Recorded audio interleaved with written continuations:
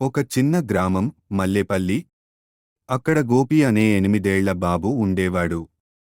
అతనికి కథలు వినడం, కొత్త విషయాలు తెలుసుకోవడం, రహస్యాలు ఛేదించటం అంటే చాలా ఇష్టం. ఒకరోజు పాఠశాల ముగిశాక గోపి తోటవైపు వెళ్తాడు. అక్కడ ఓ పాత తాటి చెట్టు కింద ఏదో మెరుస్తున్నట్లు కనిపిస్తుంది.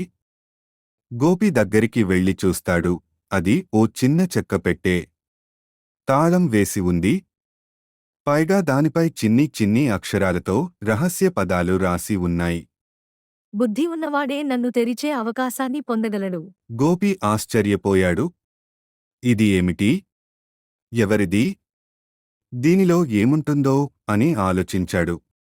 వెంటనే ఇంటికి తీసుకెళ్లి తన స్నేహితులు మాధవి, రాజుతో కలిసి దాన్ని తెరవాలని నిర్ణయించుకున్నాడు. ముగ్గురు కలిసి ఆ పెట్టెపై ఉన్న పదాలను చదవడం మొదలుపెట్టారు. దాంట్లో ఓ పజిల్ ఉంది. చీకటి వచ్చినప్పుడు వెలుగునిచ్చే నేనే మంత్రాల తాళం. నన్ను కనుగొనగలవారా? గోపి చిరునవ్వుతో అట్టే చెప్పాడు. ఇది టార్చ్ కదా. వెంటనే టార్చ్ వెలుగులో పెట్టెను చూశారు.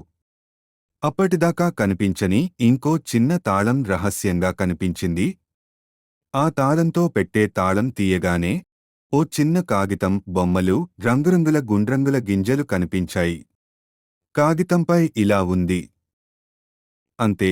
పిల్లలు ఆనందంతో కేకలు వేశారు. అప్పుడు గోపి అన్నాడు, ఒక్కోసారి మిస్టరీ అనేది బయట దాగి ఉండదు, మనం కలిసి ఆలోచించగలగడమే మాయ. ఇలాంటివి మరిన్ని కావాలంటే అడుగు. అల్లరి మిస్టరీలతో ఇంకొన్ని సరదా కథలు చెబుతాను.